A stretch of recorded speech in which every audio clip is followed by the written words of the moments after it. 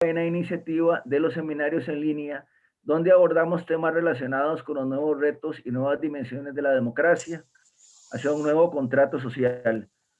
Hoy estamos realizando la actividad número 34 de este ciclo. Les solicitamos cumplir con las siguientes recomendaciones. Por favor, apaguen el micrófono. Todo lo que ustedes hablen lo escuchamos si no apagan el micrófono. Y les pedimos también apagar el video porque eso nos permite utilizar mejor el ancho de banda. Para información de ustedes, la sesión será grabada y compartida como propiedad intelectual de CEDAL. La reunión iniciará y concluirá a las horas indicadas, por lo que estaremos terminando a las 12:30. Le solicitamos pedir el uso de la palabra con la herramienta que da Zoom o bien solicitarla por chat. Las preguntas le rogamos se circunscriban al tema abordado por el expositor y si va a emitir un comentario, por favor que sea breve y puntual. Cedo la palabra a Carlos Rivera Bianchini, presidente de CEDAL. Adelante, Carlos. Gracias, Guido. Un saludo muy especial a todas y a todos ustedes. Como todos los sábados, es muy gratificante poder encontrarnos a conversar, a dialogar, a pensar alrededor de una idea que CEDAL ha venido planteando desde hace bastante tiempo. Para mí es muy grato hoy presentar a doña María Eugenia Paniagua.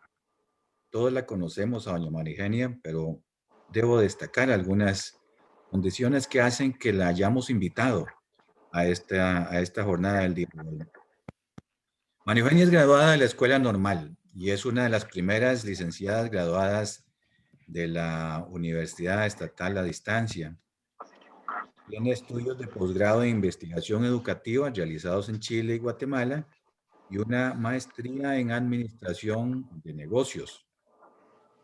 Bueno, hemos tenido la dicha en CEDAL que doña María Eugenia ha sido miembro activa por muchos años y es una profesional de la educación destacada, una trayectoria increíble, impresionante, de más de 40 años y ha participado en todos los niveles de la educación, conoce la educación como ninguno.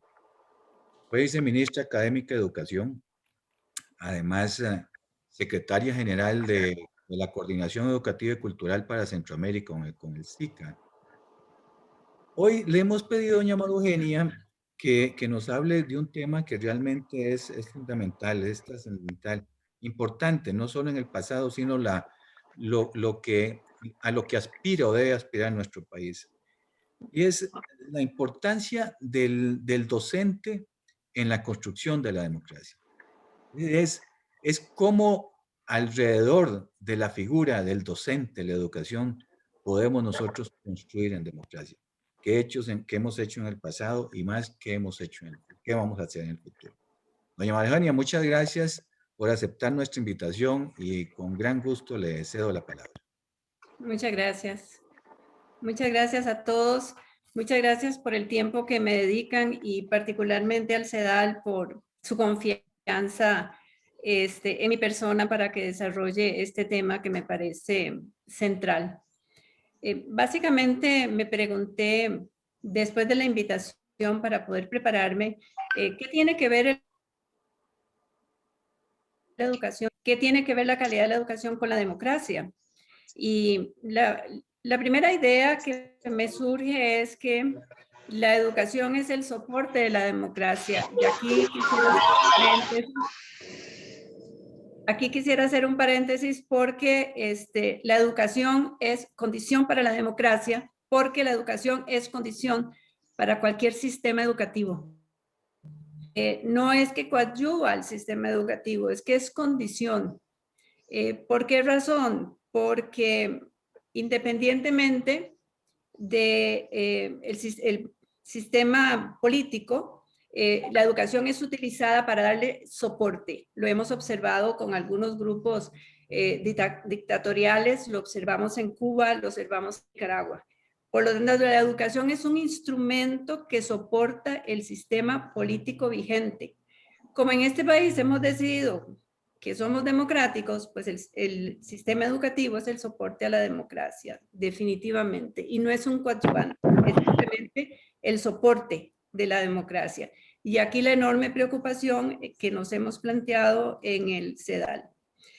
El educador es condición esencial en la calidad de la educación. entendiendo por calidad su capacidad para formar personas y ciudadanos para una democracia.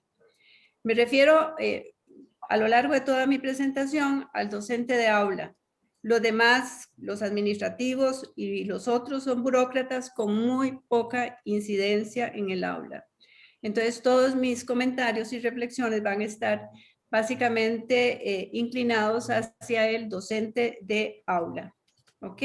Voy a iniciar compartiendo algunas ideas en la pantalla. Vamos a ver. Aquí. Vamos a apagar ahí para que no me vean las noticas de lado. Bien. Casi todos mis comentarios tienen como referencia, o sea, he utilizado los datos del estado de la educación costarricense, que tiene 8 informes, empezaron en el 2005, el último es del 2018 y en agosto próximo presentan el número 9. En este país no hace falta un diagnóstico de qué es lo que sucede en educación, porque el estado de la educación lo viene haciendo a lo largo de 9 informes. No solamente están en los informes, sino que tienen una base estadística extraordinaria y tienen cualquier cantidad de investigaciones muy interesantes sobre cualquier temática concerniente al sistema educativo nacional, desde el preescolar hasta la universitaria. También he utilizado los informes de OCDE, los informes de los resultados de PISA. También estoy utilizando informes de UNESCO sobre las evaluaciones denominadas TERCE. He utilizado algunas revistas de la Universidad de Costa Rica y obviamente documentos del Ministerio de Educación Pública. Lo que quisiera señalar es que en este país no necesitamos un diagnóstico sobre qué es lo que sucede en educación porque el diagnóstico está listo. Si alguien quiere saber algo, desde el preescolar hasta la universitaria, aquí está en el estado de la educación toda la información del primer nivel. Bien, vamos a iniciar analizando la Constitución, un artículo de la Constitución Política de este país, en el título 7º, que se llama La educación y la cultura. Recuerdo a un profesor en una universidad hace algunos años que me decía que esto es un caso único en América Latina. Una constitución política que tiene un artículo específico que dice: el Estado formará profesionales docentes. Y quisiera que esta frase que he puesto en negrita y que he subrayado, la guarden a lo largo de toda la presentación, porque el Estado tiene la obligación de formar los profesionales docentes, pero creo que se le olvidó. Ahora, dice, por medio de institutos especiales. En el 49 había institutos especiales para formación profesional docente, pero hoy no existen. De inmediato agrega, y de la Universidad de Costa Rica, que era la única universidad que teníamos en el momento en que se dio esta constitución. Se reforma en 1975 y se agrega y las demás instituciones de educación superior universitaria, pública, por supuesto, porque en ese momento apenas se daban los primeros pasos para la creación de la universidad privada. Y también este punto, les ruego por favor tenerlo presente, porque va a tener la universidad privada una enorme incidencia en la calidad de los profesionales docentes en este país. Luego quisiera ver con ustedes los fines de la educación costarricense, que son de la Ley Fundamental de Educación de 1957. Una cosa interesante con las leyes en educación en este país es que todas tienen más de 60 años. Los invito a preguntarle a cualquier educador que se les ponga por el frente cuáles son los fines de la educación costarricense y dónde están. Y se van a sorprender de las respuestas. Son 5 fines y si ustedes los ven con detalle, van a observar que son principios democráticos. Y quisiera detenerme en el C que dice: un fin de la educación costarricense es formar ciudadanos para una democracia. Creo que también eso al interior del sistema lo hemos olvidado. En el fin número 1, el A, habla de las libertades fundamentales, del sentido de responsabilidad, de la dignidad humana, del desenvolvimiento de la personalidad humana en el B, y en el D dice solidaridad y comprensión humana. Es hasta el E que habla de la parte académica. Estos fines simplemente nos muestran que nuestros antepasados tenían muy claro que la educación es condición para la democracia. En esa misma ley fundamental encontramos en el artículo 24 que se habla de la formación de profesionales docentes y dice, en el primer inciso, inspirarse en los principios democráticos. Muy interesante. Insisto, creo que lo hemos olvidado. Para poder analizar el rol del docente desde la perspectiva que nos interesa esta mañana, tenemos que mirarlo desde 3 perspectivas. La primera es la externa.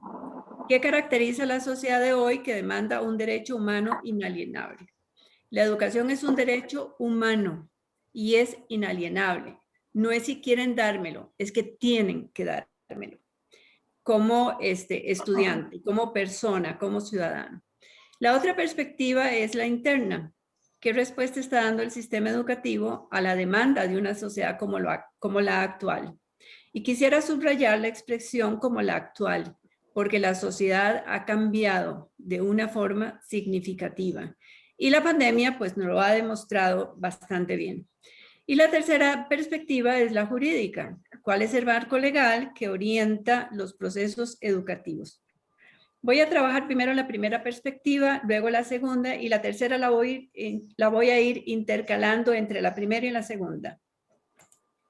La perspectiva externa, entonces, es que caracteriza a la sociedad de hoy desde el punto de vista educativo, que entendemos por conocimiento e información.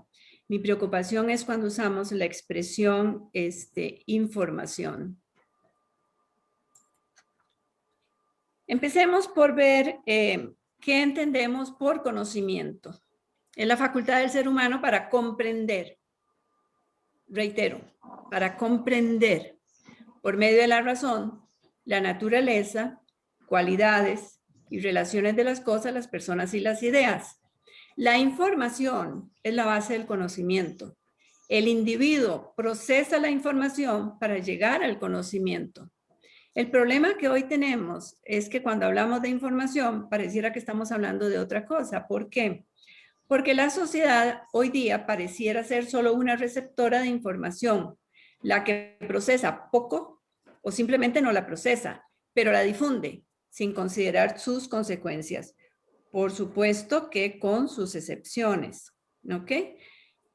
La información se procesa cuando la persona es inducida a través del sistema educativo, de su familia, del aula, del grupo de amigos, en función de la edad que tiene, el interés que tiene en esa información, el tipo de familia a la cual pertenece, los conocimientos previos que tiene sobre el tema, la persona que lo está induciendo a procesar, sus valores, sus prejuicios, sus ideas preconcebidas, las metas a futuro, entre otros, e inclusive su nivel de maduración. El docente, y entiéndase en este momento como docente, cualquier persona que motiva el acceso al conocimiento, tiene un papel fundamental en el proceso de, valga la redundancia, procesamiento de la información para que se convierta en información, perdón, en conocimiento. Don Eduardo Ulibarri, el 30 de enero pasado, en este mismo grupo, nos habló de un nuevo ecosistema informativo. Y tiene toda la razón, porque ahora accesamos a la información de Internet, de las redes sociales, mensajería instantánea, entre otros. Lamentablemente ahí se observan procesos de información y de desinformación sociales que empiezan a preocuparnos por los resultados que podemos observar. ¿Qué caracteriza a este nuevo ecosistema informativo? De alguna manera, este nuevo ecosistema informativo lucha contra los procesos educativos establecidos. Aquí tenemos manipulación de masas acríticas o fanáticas por parte de grupos de poder. No podemos olvidar la experiencia de Costa Rica en las pasadas elecciones y lo sucedido con Trump en los Estados Unidos. También las manipulaciones de grupos religiosos, las fake news sobre las vacunas, solo para mencionar algunas. Pero ahí en la pantalla tienen, quisiera mirar hacia abajo, el espacio, le hemos abierto un espacio de cátedra a los ingenuos, a los poco educados y a los fanáticos. Y hemos observado que se está dando una ruptura de barreras como el respeto, la consideración, la dignidad y otras. Reitero, con sus excepciones. Pero no todo es negativo. El sistema educativo se ha visto obligado a cambiar en términos de la no presencialidad a causa de la pandemia. Y las entidades educativas empiezan a entender que las redes sociales son un aliado y que llegaron para quedarse. ¿Qué cosas hemos observado nuevas que están impactando el sistema educativo? Los audiolibros, por ejemplo. Un día de estos estaba yo en una actividad y alguien afirmó, una actividad virtual como esta, y alguien afirmó, pero ya nadie lee, ya los libros no se usan. ¿Por qué tenemos que buscar un libro? Me dejó realmente impactada y lo estaba diciendo alguien con cierto nivel de educación en términos de niveles alcanzados en el sistema. Podemos observar que hoy día se han virtualizado casi todas las transacciones bancarias. El dinero plástico con la tarjeta de crédito. Hay nuevas formas de socialización. Todos han oído hablar de los influencers. Hay grupos por afinidades. Hay traductores automáticos que a veces me hacen preguntarme si realmente necesito aprender otro idioma.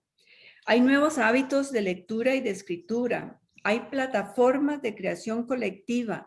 Hay academias virtuales. Lo que usted quiera. Hay una revolución extraordinaria y ya está en manos de todo el mundo, porque ya todo el mundo tiene literalmente un teléfono. ¿Ok? La pregunta aquí es, ¿está el educador en particular y el sistema educativo en general preparados para entender y actuar adecuadamente ante la preeminencia de la información no procesada sobre el conocimiento? ¿Qué sucede con los nuevos docentes que están ingresando en el sistema educativo que traen internalizados estos códigos? Los educadores de transición, entiéndase aquellos que estuvieron del paso del libro, del papel, el lápiz, la pizarra, al día de hoy, la computadora y todo lo que eso implica, ya esos docentes de transición están saliendo del sistema y están ingresando nuevos docentes que traen estos códigos internalizados. Encontrarle la respuesta a esta pregunta me parece importante y hay que hacerlo rápido, porque ellos van a inducir nuevas maneras de hacer dentro del sistema educativo. ¿Cómo entenderían ustedes a un educador que forma ciudadanos para una democracia, tal como vimos anteriormente, que coloca aplausos en sus redes sociales cuando Trump es exonerado de toda responsabilidad por los hechos del pasado 6 de enero en los Estados Unidos? Ahí yo tengo un quiebre y empiezo a preguntarme, algo está pasando aquí.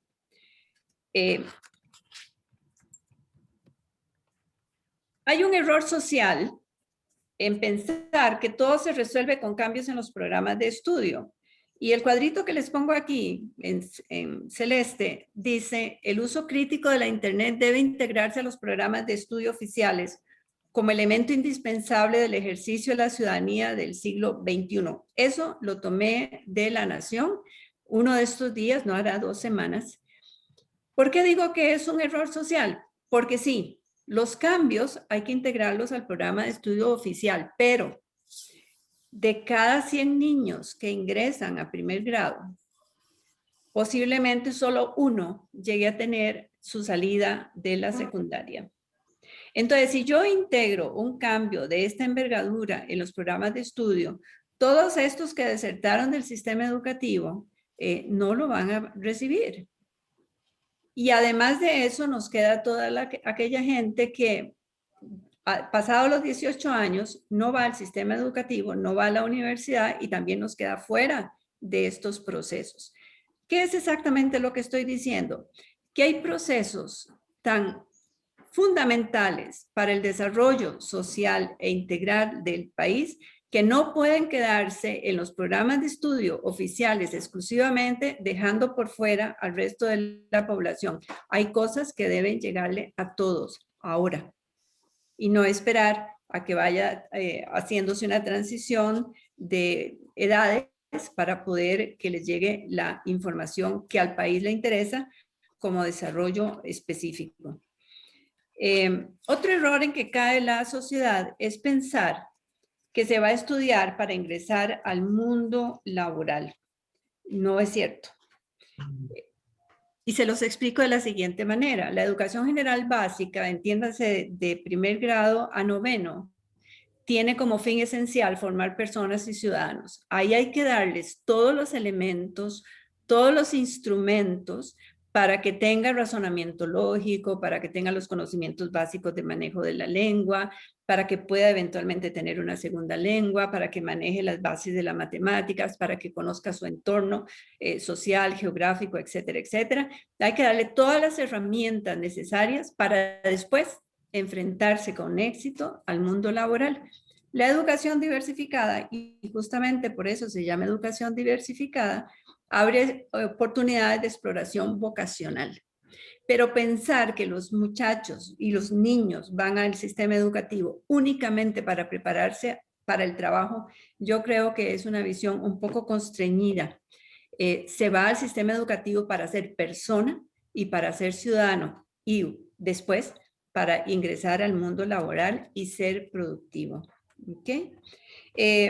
Una cosa interesante es que el Foro Económico Mundial, en el informe sobre el futuro del trabajo del 2016, señala que el 65% de niños y niñas que entran en la escuela primaria terminarán trabajando en empleos que aún hoy no existen.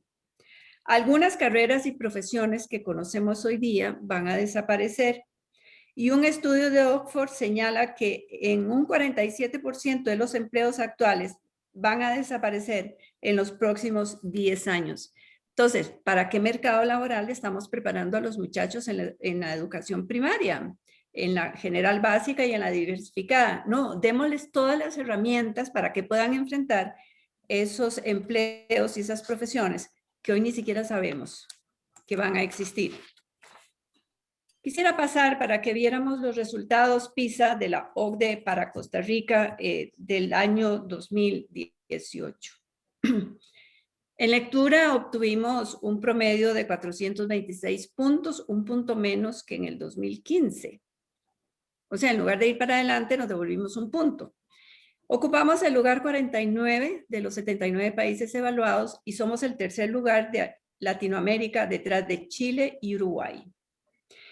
En matemáticas ocupamos el lugar 63 de los 79 países evaluados. Tenemos el cuarto lugar en América Latina. En ciencias estamos en el lugar número 60 de los 79 países evaluados. Ocupamos el cuarto lugar. Visto desde el punto de vista de Latinoamérica, uno diría, wow, somos el cuarto lugar de Latinoamérica, pero resulta que Latinoamérica está de la mitad para abajo. Toda Latinoamérica. ¿Qué significa en lectura ocupar el lugar 49? Significa que estamos exactamente como en la mitad. Hacia arriba nos ganan 48 países. Debajo de nosotros hay 30 países. En lectura no estamos bien.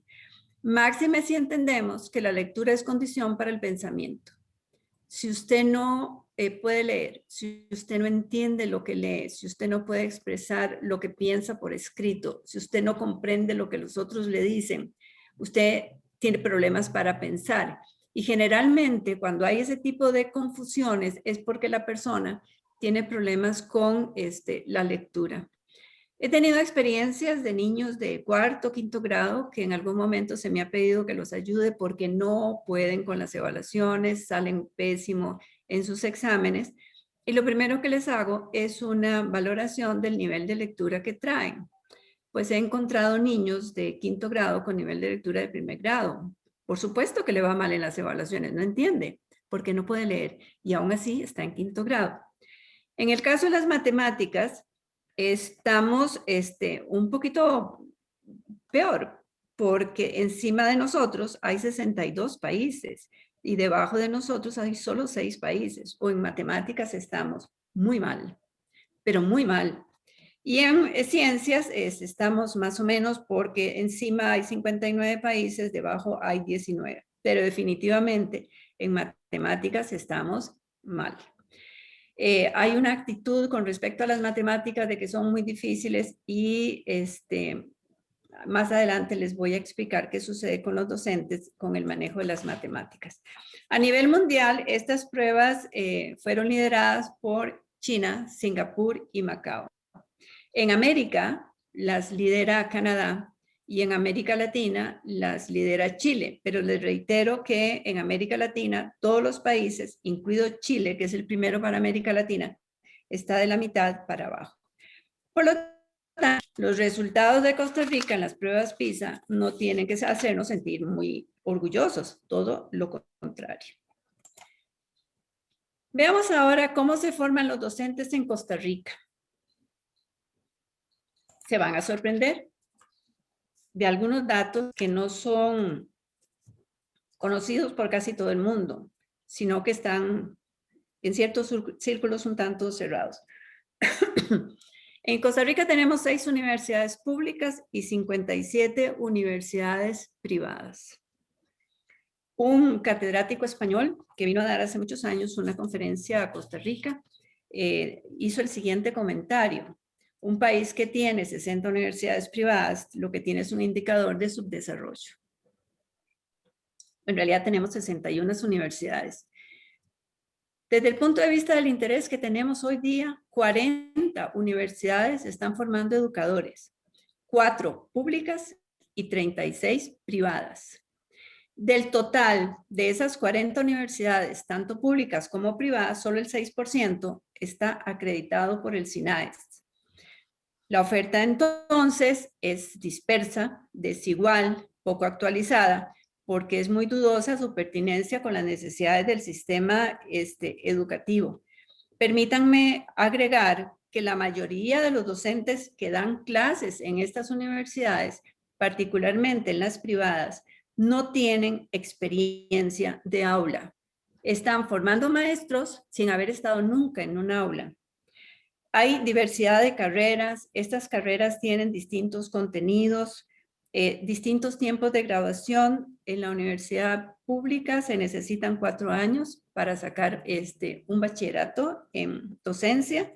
En las privadas se necesitan solamente 3 años. Casi no hay control, hay distinta cantidad de créditos, o sea, muy confuso. Y este tema es muy interesante porque los educadores en Costa Rica estudian en las aulas universitarias, pero no van a las aulas a hacer prácticas. Si observan el cuadro, verán que Cuba tiene como práctica pregraduación 140 semanas. Si el año son aproximadamente 40 semanas para este tipo de trabajo, 140 semanas vienen a ser un poco más de 3 años. Y todos han oído sobre la calidad de la educación en Cuba. Observen que en México es más o menos 1 año, 40 semanas, y así nos vamos. En Costa Rica son, a veces, con costos, 4 semanas. O sea, el joven se gradúa como docente, pero no va al aula a practicar. Caso Finlandia. En Finlandia, donde para poder ser educador, ya en el mundo del trabajo se requiere tener una maestría, no un bachillerato, sino que una maestría que les ha tomado bastante tiempo. La carrera se divide en 3 partes. En el primer tercio van a las aulas constantemente a observar. Observan todo lo que sucede en el aula, en el recreo, en las reuniones, con los padres de familia. Constantemente están mirando y presentando reportes de lo que han visto. En la segunda tercera parte practican, acompañado de un profesor que tiene una formación universitaria específica para hacer este acompañamiento.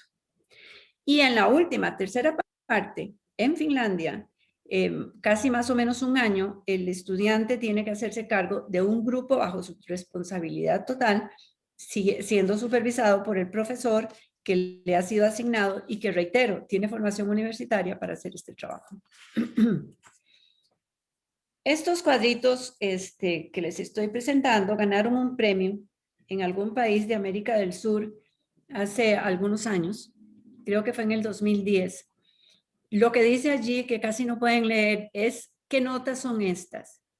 Fíjense que allá por los años 60, si a un jovencito le iba mal en la escuela o en el colegio, la maestra en este caso le presentaba las notas a los padres de familia y ambos le reclamaban al niño, ¿qué notas son estas? En el 2009 y hasta la fecha, cuando el niño sale mal y vean la actitud del niño, cómo cambia, la pregunta, ¿qué notas son estas?, se le hace a la educadora, no al niño. Yo creo, como dicen por ahí, que una imagen vale más que 1000 palabras.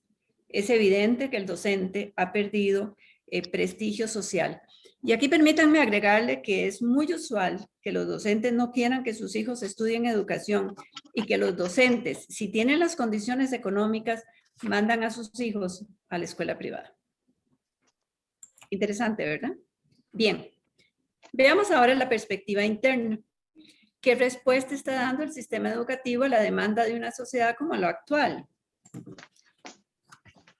Primero, debemos conocer algo del Consejo Superior de Educación, porque la Constitución Política en su artículo 81 dice que es el rector de la enseñanza oficial.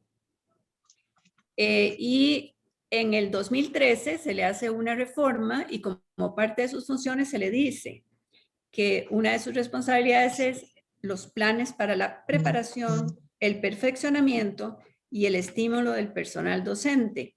Y puse los planes para la preparación en negrita, porque es justamente lo que yo no encuentro que esté haciendo el Consejo Superior de Educación. El Consejo Superior de Educación trabaja muchísimo acompañando al Ministerio de Educación en los procesos de capacitación, perfeccionamiento, etcétera, etcétera, a los docentes. Pero los planes para la preparación, como que no.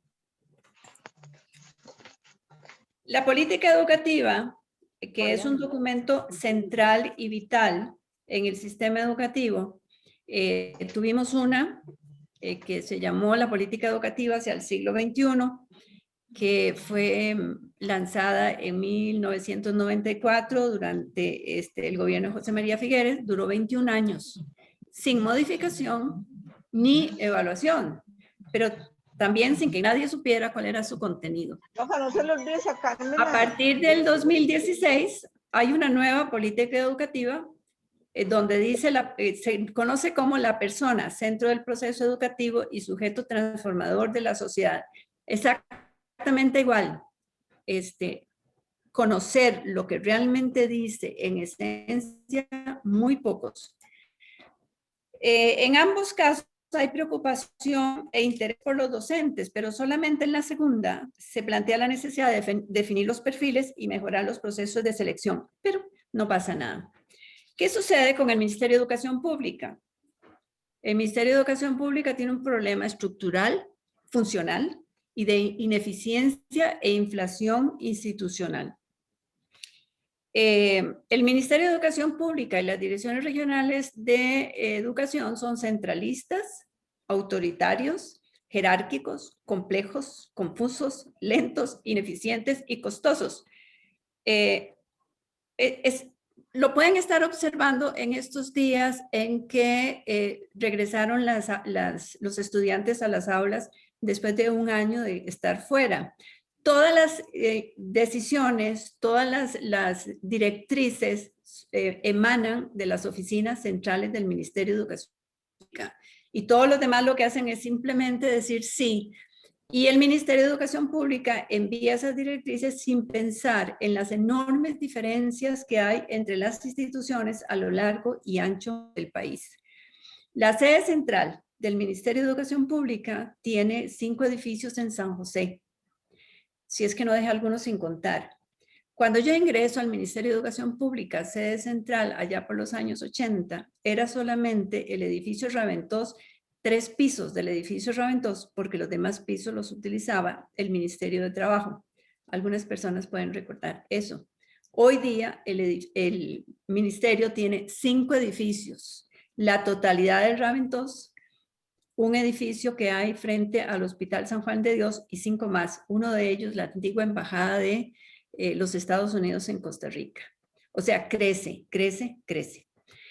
Tiene 27 direcciones regionales con muchísima responsabilidad, pero casi sin autoridad. En las direcciones regionales no se toman casi decisiones, se hace lo que el ministerio implica.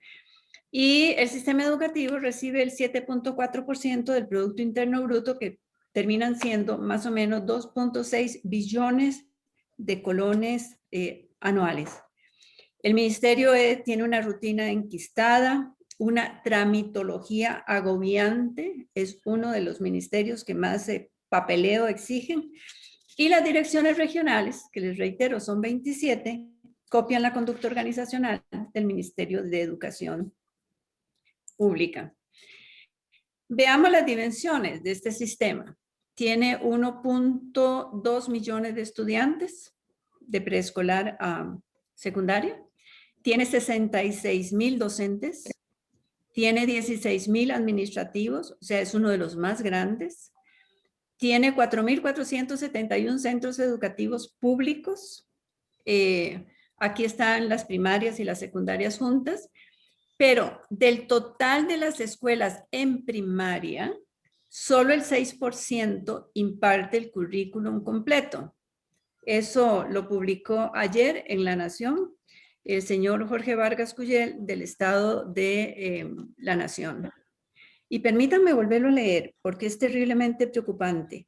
De las escuelas de este país, no las secundarias, escuelas, solo el 6% imparte el currículum completo. Bueno, ¿y qué pasó con el resto del currículum? Entonces, cuando el educador dice, ya terminé el programa, ¿realmente lo terminó? Y solo el 6%. Es que ni siquiera es el 50%, es solo el 6%. Hay que agregar que hay 6,300 instituciones privadas, 638 privados y 70 subvencionados. Los subvencionados son aquellos a los cuales el ministerio a una institución le paga a los educadores y el resto la institución lo consigue por sus propios medios. De estos centros subvencionados, una cantidad importante están en manos de la Iglesia Católica. Quisiera tomarme unos minutos para hablar de que de todas las escuelas primarias de este país, del total, casi la mitad son escuelas unidocentes. ¿Y qué significa una escuela unidocente? Significa que tiene un solo maestro que llega a atender 5, 6, 10, 15, 20 niños solito en lugares realmente alejados. Colas de Gallo está en Guanacaste. Vean los niños con su uniforme, con la ilusión y la esperanza, con sus caritas sonrientes, pero son los niños peor atendidos de todo el sistema educativo, a pesar de que en la Universidad Nacional existe la carrera y a pesar de una enorme cantidad de trabajos, investigaciones que se han hecho al respecto. La realidad es que los maestros en las escuelas unidocentes tienen una altísima movilidad porque se utiliza en algunos casos, de todo lo que afirmo hay excepciones, utilizan la escuela unidocente como un mecanismo para entrar al sistema educativo y después empezar a moverse hacia otros centros educativos más cercanos a su hogar. Entonces la movilidad es altísima. Tienen una supervisión casi nula.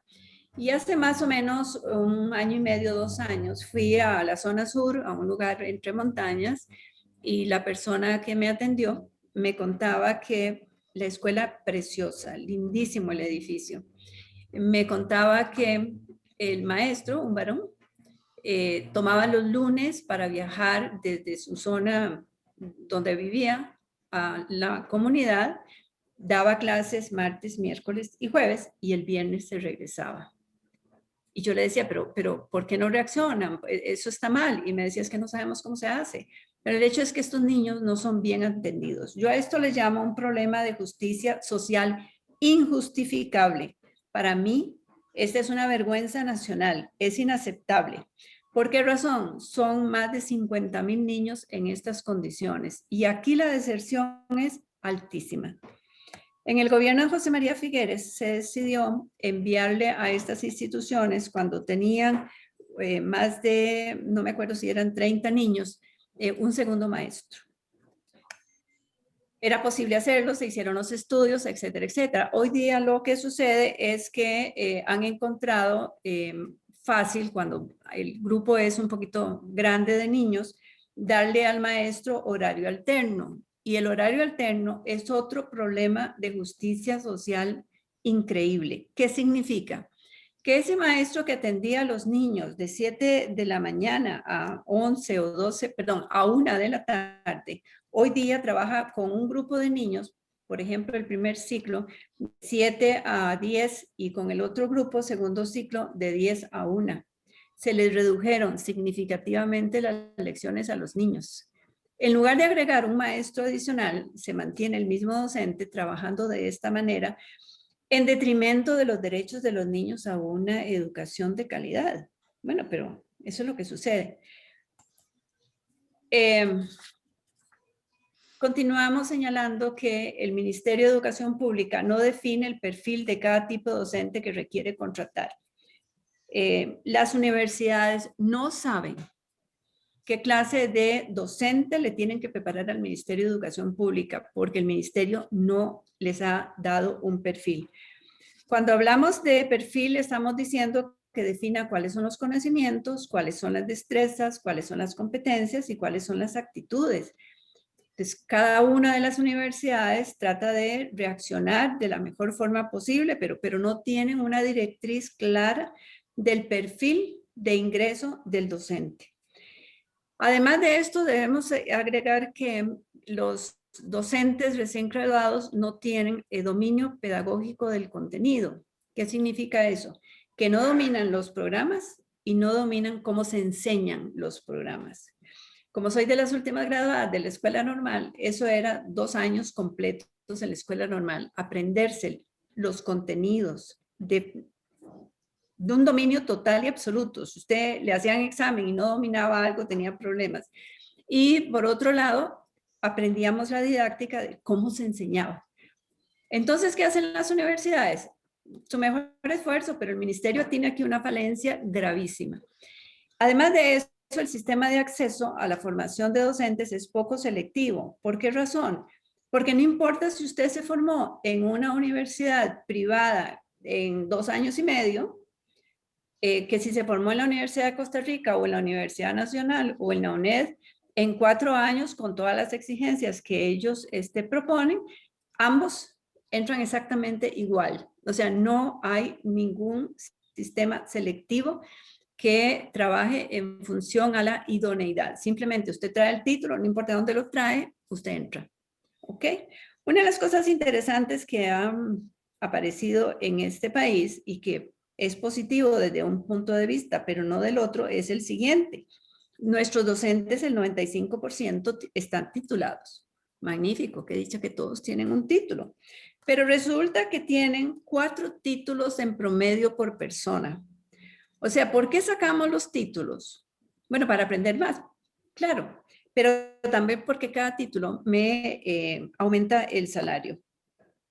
De estos el 70% de los títulos vienen de las universidades privadas. Y eso, si lo quieren confirmar, está en el Estado de la Educación, en el Estado de la Nación del 2017. O sea, tienen muchísimos títulos, pero no saben tanto. Aquí podemos ver, por ejemplo, la titulación. Del total de titulados de la universidad, cuántos se inclinan por la educación. Y veamos aquí que Costa Rica tiene más o menos un 30%. Reitero, del total de los graduados en educación superior, ¿cuántos estudiaron educación? En Costa Rica el 30%. Pero veamos los 3 últimos. Finlandia, Corea y Japón. Oscila entre el 5 y el 10%, además de que los niveles de exigencia para ingresar a la carrera son muy altos. Entonces, como Finlandia, Corea y Japón tienen esos resultados tan altos en las evaluaciones PISA, y nosotros como que salimos de la mitad para abajo, pero casi todo el mundo quiere estudiar educación. Este es un punto muy interesante, porque la oferta actual de graduados excede la demanda del sistema, porque al año estamos graduando en este país alrededor de 10,000 nuevos educadores. Pero resulta que la oferta es anualmente de alrededor de 2,500 puestos. Entonces, eso significa que se están quedando más o menos 7,000 personas al año sin trabajo. Yo muy atrevidamente digo que esto es una estafa a los jóvenes. Permitirles estudiar educación, pero no hay trabajo para ellos. Con el siguiente aspecto, y es que esos 2,500 puestos anuales que se ofertan, hay una cantidad importante de puestos que no pueden ser llenados porque no tenemos profesores en filosofía, no tenemos profesores en las áreas como música, como religión faltan, no tenemos profesores en áreas como cívica, no tenemos profesores definitivamente casi en el área de francés. Entonces salen 2,500 puestos, pero no todos se pueden llenar, porque todos son docentes de aula de lo académico, pero de estas otras no aparecen. Aquí cabe una pregunta con las implicaciones que eso tiene en derechos laborales de algunos estimados docentes, y es si seguimos enseñando francés o no. Por supuesto que debemos enseñar francés y mandarín y inglés, etcétera, etcétera, pero no hay profesores. Entonces, ¿cómo se hace? Creo que el desempleo que esto genera es un problema social. Muchos de estas personas graduadas que no consiguen trabajo se vuelven en especialistas en sustituciones. Conozco a una joven que tiene 10 años de solo poder hacer sustituciones. Ella es profesora de inglés. Extraño, ¿verdad? Se supone que no hay buenos profesores de inglés, que hay pocos profesores de inglés, pero hay una persona que tiene 10 años de solo hacer sustituciones. Algo está mal en este sentido. ¿Ok? Los mecanismos de selección entonces se les recluta por los títulos, independientemente de dónde y cómo los obtuvo, porque todos tienen el mismo valor ante el ente empleador y no se comprueba su idoneidad. Ahora quisiera señalarles una de las situaciones más ingratas del ser docente dentro del sistema educativo en Costa Rica, y es la sobrecarga de trabajo. La cantidad y calidad del uso del tiempo en el aula está impactado por la sobrecarga del trabajo. Fíjense lo que hace el maestro de aula. Además de preparar y dar clases, generalmente en doble jornada, y luego les voy a explicar exactamente qué significa doble jornada, tiene que hacer adecuaciones curriculares significativas y no significativas. Tiene que hacer trabajo administrativo, tiene que celebrar efemérides, reuniones, capacitaciones, evaluaciones, asambleas, interrupciones por entes externos con permiso como el Ministerio de Salud, ferias, el patronato, los bares de familia, el comedor, el recreo, la SUDA, los sindicatos y otros. Y ahora agréguele que tiene que dar clases presenciales y virtuales. ¿A dónde nos lleva esto? Esto nos lleva a que algunos estudios que se han hecho, y si alguien está interesado en leerlos, con mucho gusto se los puedo aportar. La clase, como la conocemos, se está reduciendo en un 50% de lo que debe aprender del programa de estudios. Todo lo demás son cosas que nada tienen que ver con el conocimiento. ¿Y qué hay de los 200 días de clases al año? Bueno, las instituciones que tienen un horario regular, que es solamente el 4.7% del total, estoy hablando básicamente de primaria, tienen una jornada de 7 de la mañana a 2 de la tarde en primaria, 200 días de 43 lecciones por semana. Solo el 4.7% del total de las escuelas primarias tienen este horario.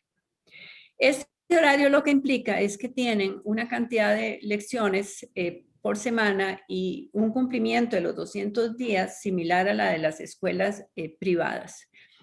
Pero el resto de las escuelas, el 95%, tienen una cosa que se llama horario alterno. Horario alterno es que la comunidad tiene tantos niños que no caben en la escuela, entonces los dividen a la mitad. La mitad llega a unas cuantas horas en la mañana, digamos de 7 a 10, 11, no tengo el dato muy exacto, y la otra mitad de las 11 a la 1, 2 de la tarde. Esto significa que el 95% de las escuelas de este país tienen solo 21 lecciones por semana. Fíjense que arriba decía 43 lecciones por semana. O sea, el tiempo se les disminuyó en un 50%. Pero yo acabo de afirmar que la carga laboral hace que solo se trabaje la parte académica un 50%. O sea que hay un problema y es un problema muy serio. Los muchachos no están recibiendo las lecciones tal como se establece en este país y tal como lo ha señalado el Consejo Superior de Educación. El Consejo Superior de Educación, cuando aprueba los 200 días de clases al año, dice, eso fue en el 94, si mal no me acuerdo, o lo aprueba en el 97, perdón, esto lo aprueba en el 97, que 10 años después, o sea, en el 2007, todas las escuelas de Costa Rica tenían que tener horario regular. Todas las escuelas de Costa Rica tienen 200 días, pero no tienen horario regular. Entonces, ¿de qué se trata? Algo está mal. Obviamente, las escuelas privadas casi en su totalidad tienen el horario regular. Eso significa que reciben alrededor de 1.400 horas anuales y estos muchachos nuestros en el horario alterno, si acaso reciben 700 horas anuales. O sea, la mitad. ¿Cómo pueden entonces competir? Por eso encontramos que quienes ganan, con sus excepciones, por supuesto, las pruebas de ingreso en las universidades. Aquí quisiera hacer un apunte al margen y es que no sé si han observado que a la Universidad de Costa Rica van los graduados de las escuelas, de los colegios privados. O sea, pagan la educación privada, primaria y secundaria, y se van a la Universidad de Costa Rica, que es muy, pero muy barata. ¿Y los otros a dónde van? A la universidad privada, porque no pueden ingresar a la universidad pública, porque no alcanzan los puntajes, entonces se van a la privada. Aquí hay un cruce extraño que deberíamos analizar y estudiar, porque es realmente muy preocupante. Entonces, la Universidad de Costa Rica está para los que vienen, perdón, la universidad pública está para los que vienen de las entidades privadas y la universidad privada está para los que vienen de la institución pública. Algo está mal ahí. La capacitación docente es una tragedia. Lo más importante es que el Ministerio de Educación Pública ha creado un Instituto de Desarrollo Profesional, que se conoce como la de Lao Gámez Solano, el IDP, con el propósito de capacitar a los docentes. Por supuesto, el ministerio tiene que capacitarlos en aquellas cosas que tienen deficiencias, tiene que trabajar con la actualización para las cosas nuevas. Pero resulta que el ministerio lo que está haciendo es un trabajo extraordinario por resolver todas las falencias cognitivas que traen las docencias donde se graduaron. Por ejemplo, lo he dicho hace un ratito, un alto porcentaje no tienen dominio pedagógico del contenido, ni conocen el contenido de los programas y no saben cómo enseñarlos. Pero agreguémosle que he dicho que el 50% del tiempo no tienen tiempo. El MEP tiene que resolver las falencias formativas y aquí no se diferencia entre inducción, capacitación y actualización. ¿Qué quiero decir con esto último? Bueno, en estos días los maestros decían, es que estamos en capacitación. Entonces me acerqué a una educadora y le pregunté, ¿cómo es que están en capacitación? ¿Qué les están enseñando? Y entonces me dice, es que nos están dando las instrucciones de cómo vamos a iniciar el nuevo ciclo lectivo con presencialidad y virtualidad al mismo tiempo. Pero eso no es capacitación, por los contenidos que me dio, era simplemente toda la información de qué tenían que hacer. Ni siquiera los conceptos se manejan de la forma correcta. ¿Y cómo se evalúa a los docentes? ¿No? Todos los años, al finalizar el año, el superior jerárquico llena la evaluación docente, pero no tiene ni fines formativos ni reconoce al buen educador. ¿Por qué razón? Porque si usted tiene un excelente, un muy bueno o un bueno, le va a corresponder el pago de una anualidad. Y imagínese usted, solo es un trámite administrativo, no es una evaluación en el sentido de lo que implica hacer evaluación. En el 2016, por ejemplo, se evaluaron a 63.429 empleados, tanto en puestos docentes como administrativos docentes. Y fíjense que solo 4 recibieron un inaceptable y solo 18 recibieron un ineficiente. De 63,000, algo no está bien. Y no hay pruebas diagnósticas. Las pruebas diagnósticas no son una práctica común. Creo que nos asustamos un poco cuando hicimos pruebas diagnósticas a los profesores de inglés hace unos pocos años y descubrimos que un porcentaje importante de los profesores de inglés no habla inglés. Y hicimos también una prueba diagnóstica a los profesores de matemáticas y también un grupo importante de estos profesores no dominaban las matemáticas. ¿Qué sucede cuando un docente no domina la materia? Muy fácil, se la brinca y sigue adelante con lo que sabe. ¿Y el vacío que le dejó al estudiante? No nos preocupamos. Este es el sistema de recompensas recopilado de la forma en que se dan recompensas a los educadores en América Latina. Y en realidad Costa Rica solo trabaja con este que se llama diferencias salariales. Todas las demás no las usamos, solo diferencias salariales. Porque tiene títulos, le subimos el sueldo. Porque tiene una anualidad, porque en aquella evaluación salió con un muy bueno, por ejemplo, le subimos el sueldo. Porque recibió una capacitación, le subimos el sueldo. Pero no le damos, por ejemplo, por dominio y crecimiento profesional, no le damos porque son bonificaciones específicas, no le damos porque hace un trabajo excepcional, no le damos porque hay tantísimas maneras de recompensarlos, pero en Costa Rica la única manera de atraer y motivar a los profesores es con las diferencias salariales. Bueno, ese es el estilo que tenemos y las consecuencias están a la vista. Mi conclusión es que esto está mal y se sabe, o al menos los que tienen que saberlo lo saben, menos los partidos políticos. ¿Y por qué me atrevo a decirlo? Porque cuando estamos en procesos electorales siempre estoy pendiente, tratando de ver en qué momento, en las propuestas, en las discusiones, en las reuniones que se hacen por medio de la televisión en que discuten su plan de trabajo, casi nunca se menciona a la educación. Estamos muy preocupados por el problema fiscal, se vale y por favor hay que resolverlo, pero educación tiene que ver con el problema fiscal.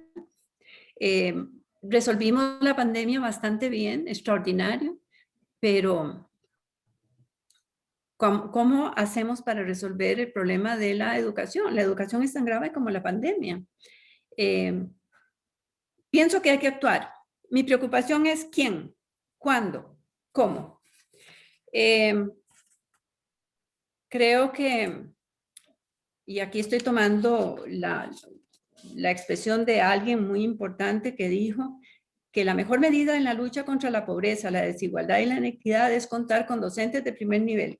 Y eso no lo mostró Finlandia, no lo mostró Corea, no lo muestra Canadá. Docentes de primer nivel y con una buena política educativa en acción, trascendiendo el papel. Desafíos, de no sé, tal vez hacer una declaratoria de emergencia nacional impostergable y urgente, pero ¿quién la tiene que hacer? ¿Y quién la dirige? ¿Y cómo se hace?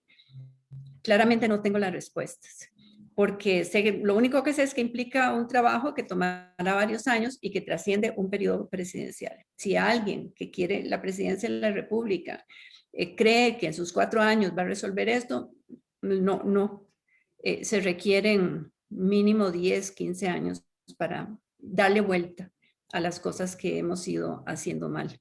Ahora se requiere, y esto lo dice Giselle Garbanzo de la Universidad de Costa Rica en un documento que escribió en el 2019, se requiere una toma de decisiones urgente, oportuna e inteligente.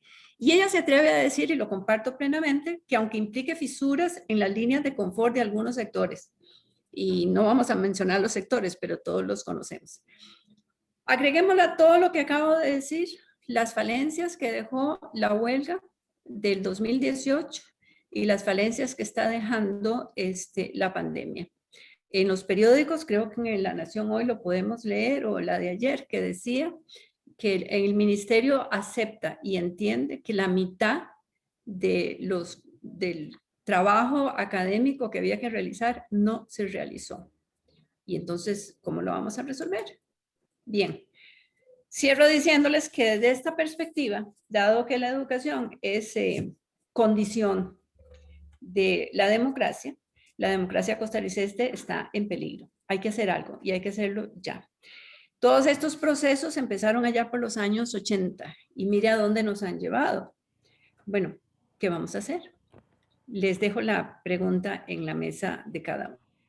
Muchísimas gracias. Muchas gracias, María Eugenia.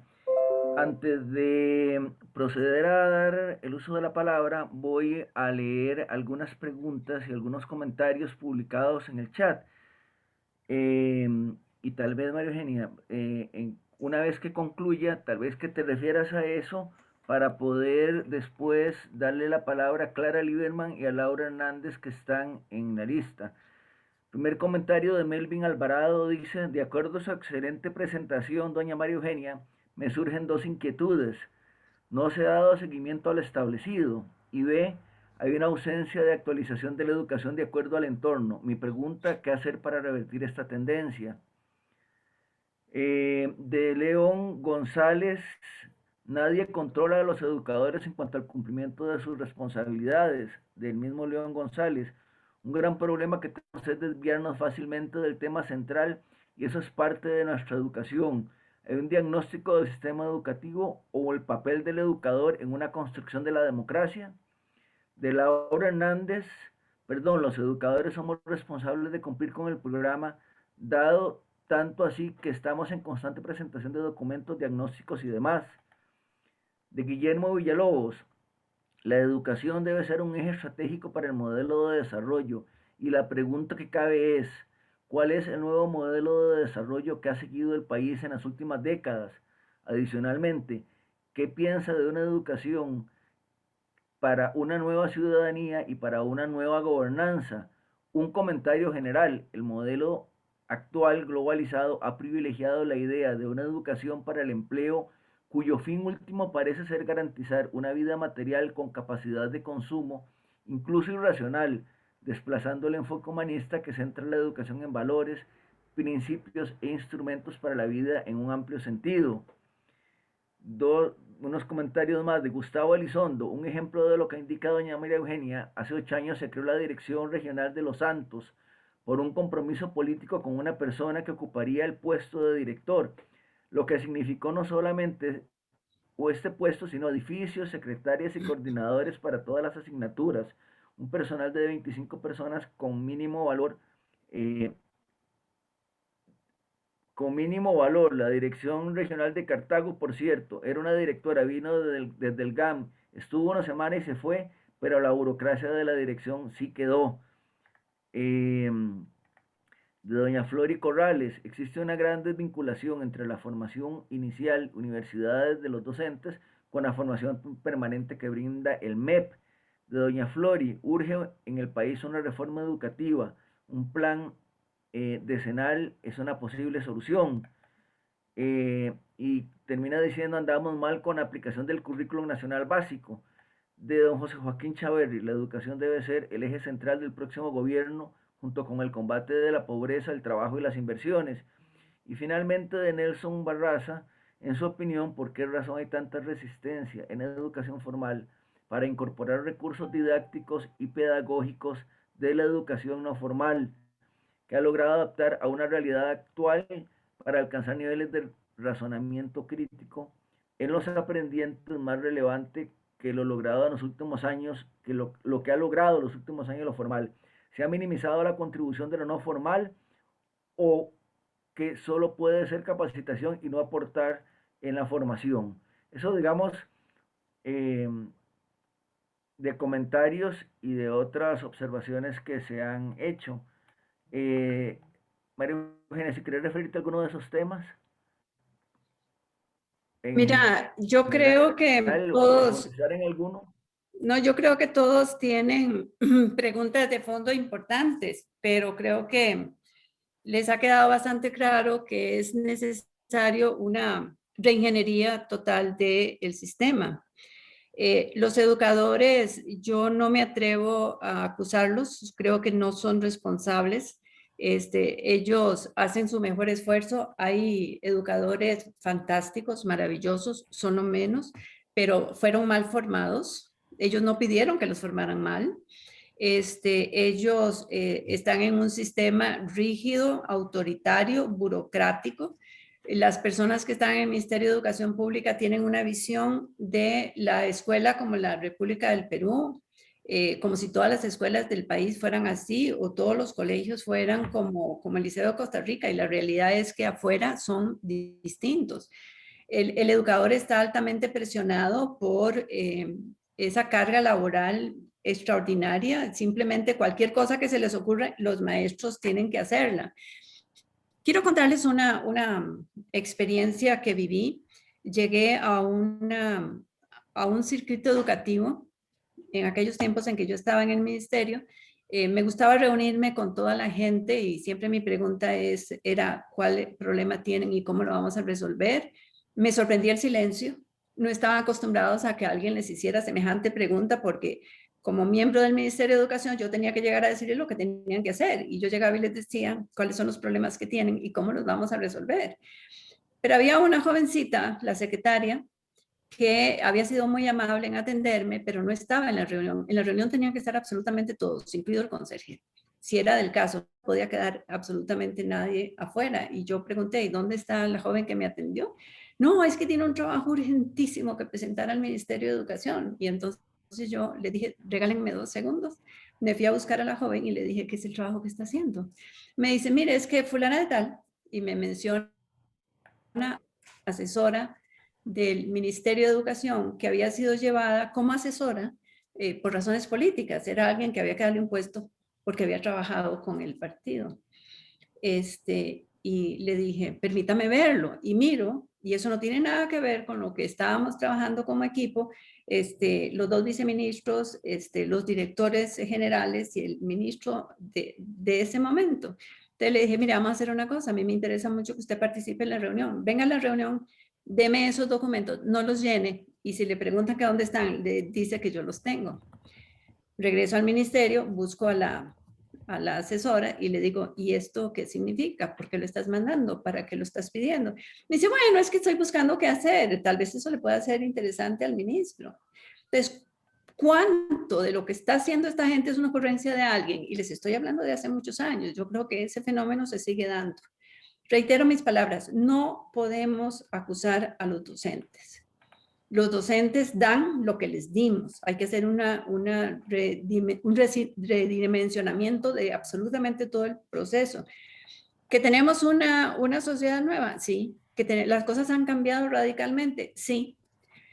Dicen por allí que si un maestro de hace 100 años viniera a un aula y un médico de hace 100 años viniera a una sala de operaciones, el señor médico no entendería absolutamente nada de lo que está pasando en la sala de operaciones, pero el maestro lo único que diría es que raro se visten, toma la pizarra y sigue trabajando, porque los cambios realmente han sido muy pocos.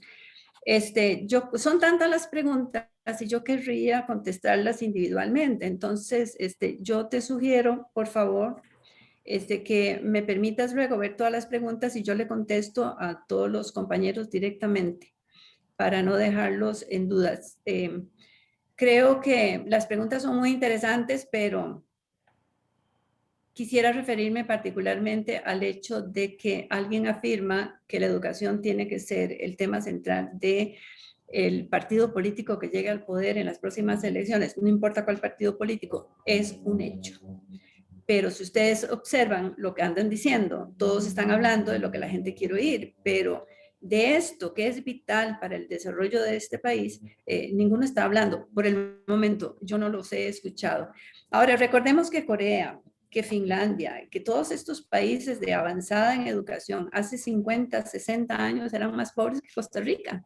Si ellos lo lograron, ¿por qué no lo podemos lograr nosotros? Con la cultura democrática y el apoyo que le hemos dado a la educación a través de las décadas anteriores. Creo que lo podemos hacer. El problema es cómo y con quién. Yo soy del criterio de que los partidos políticos aquí juegan un papel muy, muy importante, pero los candidatos, ¿sabrán de esto? Yo tengo mis dudas. En el caso de la persona que menciona las direcciones regionales, sí hay 27 direcciones regionales, yo creo que se necesitan nada más 12. La mitad no se ocupan para absolutamente nada. Hoy con internet, hoy con las vías que hemos abierto para llegar a las zonas lejanas, etcétera, etcétera, nada de eso se ocupa. Es una burocracia absolutamente ineficiente e innecesaria. Una pregunta puntual antes de darle la palabra a Clara Lieberman, de Nancy Hernández. Doña María Eugenia, ¿qué piensa usted de la municipalización de la educación, además de que las municipalidades participen en la mejora de la infraestructura educativa, dejando al DIE solo la supervisión general? La experiencia en América Latina sobre la municipalización ha sido un desastre. A mí no, o sea, yo no lo comparto y la razón es muy sencilla. Las municipalidades ya tienen una función que realizar en las instituciones educativas. Por ejemplo, en la Junta de Educación, esas juntas que hay en cada institución para administrarla, hay un representante de la municipalidad. No sirve para absolutamente nada, la municipalidad no le interesa, la municipalidad no entiende el tema de la educación. Entonces han demostrado a lo largo del año que no tienen las condiciones ni las personas. Yo me movería, es una idea que tomo de un grupo de compañeros liberacionistas allá hace 30 años en San Isidro General. Las juntas administrativas de las instituciones educativas, que hoy hay como 4,000 o más, podrían ser nada más 82, una por cantón, y manejarlas como se manejan en el Cantón Central de San José. Ellas administran y dirigen y coordinan y planean, etcétera, etcétera, en una sola junta cantonal atendiendo todos los centros educativos de ese cantón. Ahí sí podría haber alguien de la municipalidad, pero escogido por la comunidad, no escogido en un acuerdo entre el alcalde y el director de la institución, porque siempre están buscando a alguien del partido al quien hay que agradecerle el trabajo que hizo. Y eso hace que tengamos personas que no están entendiendo de qué se trata. Y además ahí hay un flujo de dinero que no tiene suficiente supervisión, pienso yo.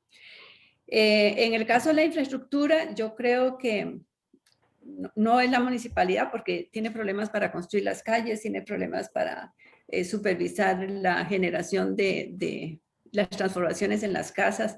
Tengo un caso aquí frente a mi casa donde crece sábados y domingos y los señores encargados de estas supervisiones por aquí no aparecen y conste que pasan por la calle. Entonces, las municipalidades no tienen la función de trabajar con asuntos que ellos mismos, cuando la tienen, no la satisfacen. Esto tiene que resolverse de otra manera. El tema de la infraestructura es un tema de atención prioritaria. ¿Por qué razón? Porque la doble jornada, cuando les explicaba que la escuela tiene demasiados niños, simplemente es porque no construimos la segunda escuela del cantón o del distrito central. Simplemente encontramos muy fácil de la mitad de los niños aquí, la otra mitad de los niños aquí. Eso implica que los maestros trabajen doble jornada. El maestro no tiene 25 niños ni 30, tiene 60. Y queremos que trabaje bien. El agotamiento es increíble. Además de que le estamos negando al niño la mitad de las horas anuales de conocimiento. Entonces, yo a la municipalización definitivamente no ha sido una buena experiencia. Bien, voy a pasar a ofrecer el uso de la palabra. Les pido por favor que seamos puntuales y concisos a la hora de hacer nuestra intervención. En el uso de la palabra, Clara Lieberman, luego Laura Hernández, posteriormente Celia Pastrana y Enrique Gomaris. Adelante, Clara. Muchas gracias. Mire, María Eugenia, hace años que te conozco y la verdad presentaste muy bien esto. Tienes un enorme conocimiento al nivel de educación. Siempre he admirado eso de parte tuya. Yo tengo unas anotaciones que yo no tengo la experiencia que tú tienes, pero a mí me surge, por ejemplo, nosotros tenemos educación continuada en el Colegio de Médicos. Todos los sábados tenemos algo que agregar, quitar, cambiar, etcétera, etcétera. Ustedes no lo han hecho, la parte de educadores no lo siguen. O sea, la educación no es continuada. Y la segunda cosa que quiero decirte, la educación es cierto, es importante para uno mismo, para tener el conocimiento del mundo, el conocimiento del desarrollo, etcétera, etcétera, pero también es para tener una mejor fuente de trabajo. No es lo mismo alguien que termina la primaria, alguien que termina una universidad. Una universidad es una especialidad en cierto detalle. Por eso es importante. Es cierto, a mí me gustaría conocer todo, pero eso, cuando tú vas a pedir trabajo, te dicen qué educación tienes, porque si no, limpias pisos. Eso es lo que para mí es importante la educación. Yo a mis hijos no solamente hicieron las carreras universitarias, sino también posgrado, grado en lo que quisiera y luego seguir la educación. Eso, y sobre todo el desarrollo de idiomas. Mis hijos y mis nietos hablan 4 idiomas, parejo todos. Aquí y allá y hablan como si fuera natural. Eso es importante en la educación. ¿Por qué? ¿Por qué Costa Rica? Yo siempre he llorado, no he luchado, he llorado porque eso existe aquí. Un país como Costa Rica en el cual el 96% saben leer y escribir. Cuando viene gente de Nicaragua que no sabe ni leer ni escribir, eso me da dolor de corazón, solo verlo, no lo puedo comprender que no sepan leer y escribir. Por eso, María Eugenia, tú eres muy importante en esto. Y si Dios quiere y ganamos las próximas elecciones, yo creo que tú tienes que estar ahí metida. Muchas gracias, doña Clara. Laura Hernández, adelante. Sí, bueno, buenos días o buenas tardes ya para los que se incorporaron después del ingreso o el inicio. Breve introducción para después darle la pregunta a doña María Eugenia. Yo considero que lejos de atacar al educador, como siempre se ha hecho, ¿verdad? Y lejos de medir su capacidad, ya sea porque salió de una universidad privada o una universidad pública, porque soy de la fiel creyente de que un profesional no se puede medir por la universidad de la que sale. Y lo digo con propiedad, pues salí de una universidad privada porque mis padres no tienen la solvencia o no tuvieron la solvencia para poder brindarme la educación una vez que pasé a la universitaria y tuve que trabajar para pagarme la cosa que no me facultaba estar en una universidad pública, adicional a lo que decía doña María Eugenia, que está limitado el ingreso a gente que realmente necesita y llegan los que tienen bastante platita a ocupar esos puestos. Quisiera también hacer hincapié que, bueno, en el ministerio tenemos siempre un ministro que no conoce de lo que es el aula. O sea, nunca hemos visto un educador nato, pie descalzo, ¿verdad? Ser el administrador de uno de los ministerios más importantes de Costa Rica. Y por supuesto, las directrices vienen detrás de un escritorio sin ver la capacidad o la necesidad que pueda tener tanto a nivel de estudiantes como a nivel docente, como a nivel administrativo y también lo que es infraestructura para darle una calidad de educación a todos, incluidos padres de familia que visitan los centros educativos. Los programas de estudio, para nadie es un secreto, estamos totalmente obsoletos.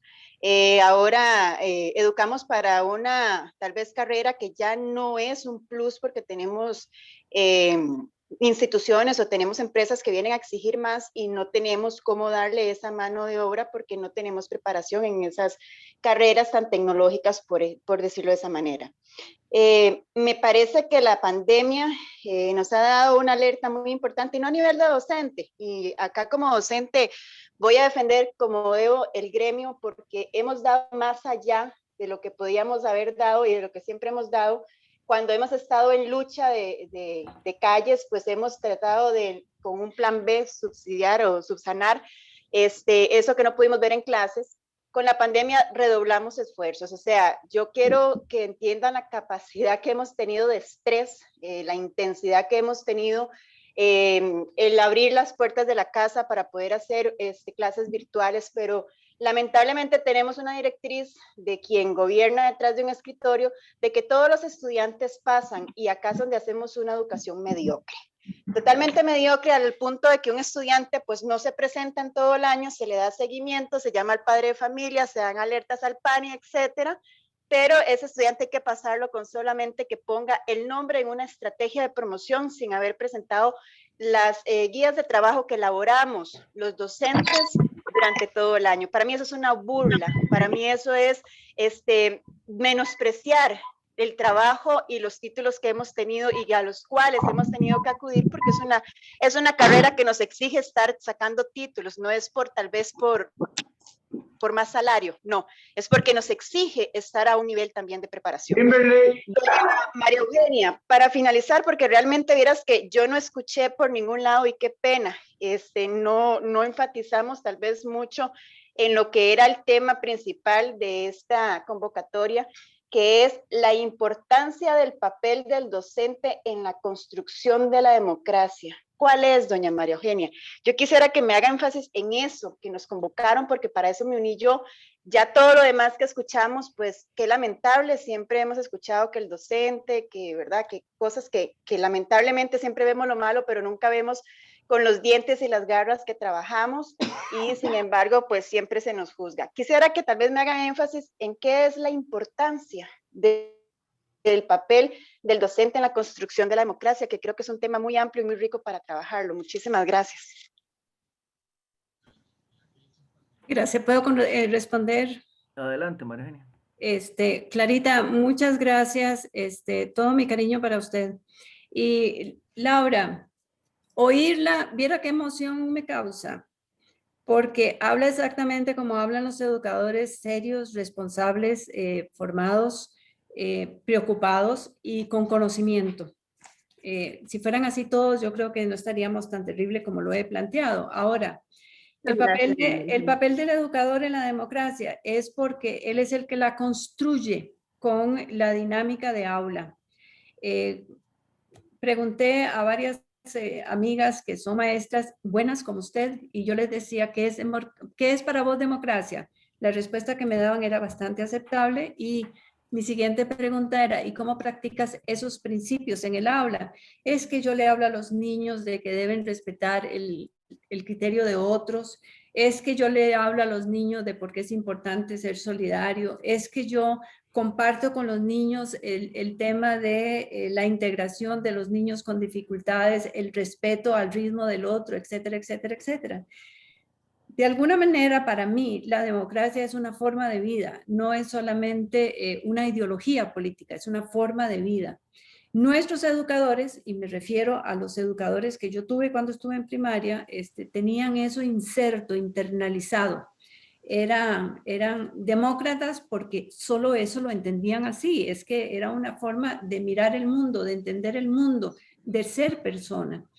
Cuando el maestro tiene eso internalizado, tiene los principios de la democracia internalizados, los lleva al aula de una forma natural. Y lo mismo sucede en la familia.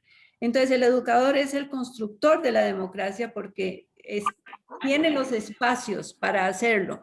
Pero recuerde cuando yo mencionaba a este estimado compañero que ponía en sus redes sociales aplausos por Trump. Ese señor tiene un problema con la concepción de democracia y yo me preguntaba, ¿qué le estará enseñando a sus estudiantes? En Costa Rica, el vivir en democracia se le debe en muchísimo al tipo de escuela que tuvimos hasta aquí, al tipo de institución educativa que tuvimos hasta aquí, pero eso se está resquebrajando. Entonces, el papel que el educador tiene en la construcción y la sostenibilidad de la democracia es sus capacidades para internalizar en sus estudiantes este modo de vida. ¿Ok? Bien, tiene la palabra Celia Pastrana. Adelante, doña Celia. Sí, gracias. Muy buenas tardes para doña María Elena Paniagua. En realidad, escucharla desarrollar este tema sobre educación lo remonta a uno a todo lo que hemos vivido.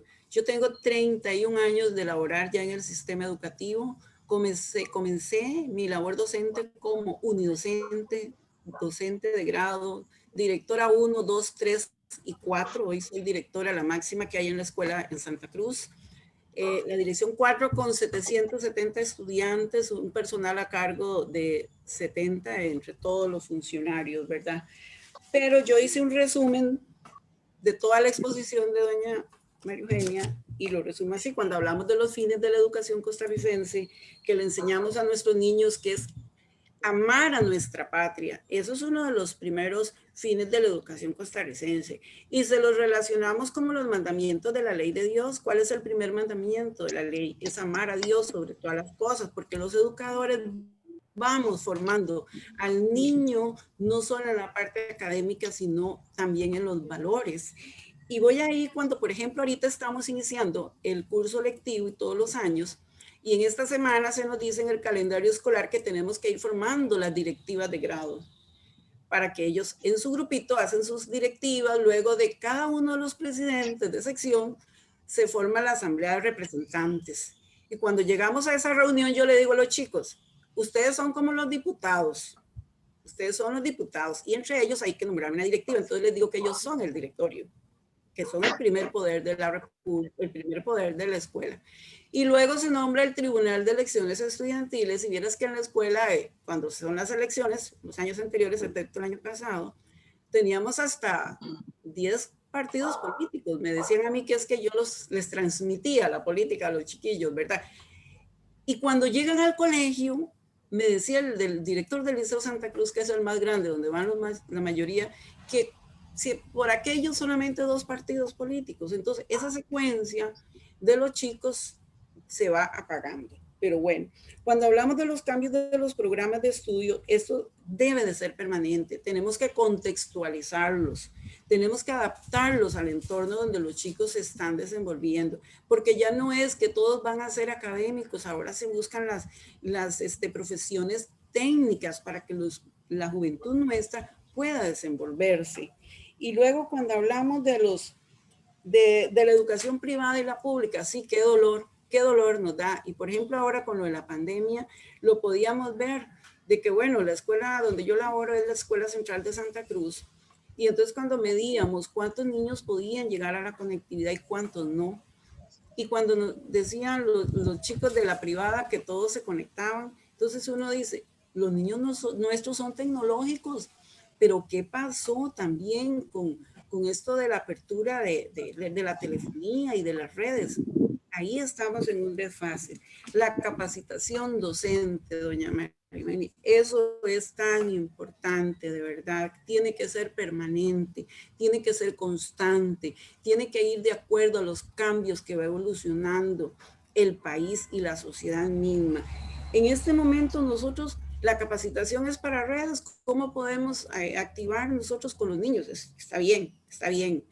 El año pasado se nos implementaba la transformación curricular, que esta parte tecnológica venía dentro de esa transformación, pero la pandemia nos metió así como de golpe. Y Laura, que es educador, nos puede decir, ¿qué año más duro?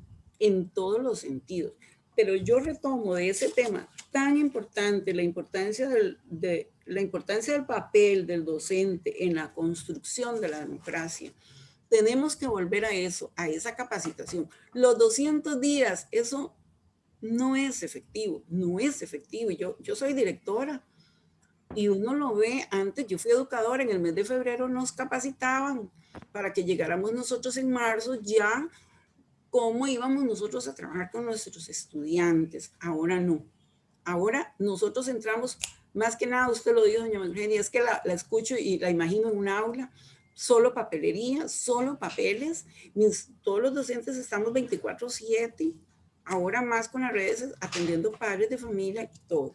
Entonces, con lo de la capacitación docente, debemos de retomar esto. Debe de ser permanente, constante y adaptada a los cambios que tiene la sociedad. Y nada más un comentario, doña María Eugenia, cuando usted decía que los educadores aplaudían la decisión del expresidente de Estados Unidos, cuando fueron las elecciones, la señora que está de servidora doméstica donde mi mamá, Cuando ya vimos el resultado, me dice ella, ay, ahora le digo a Hanna que ganó, que perdió ese hombre. De veras, le digo, ¿por qué? Porque ella estaba pendiente, ella decía que ese hombre no podía ganar. Decía, a ver, una niña de 10 años.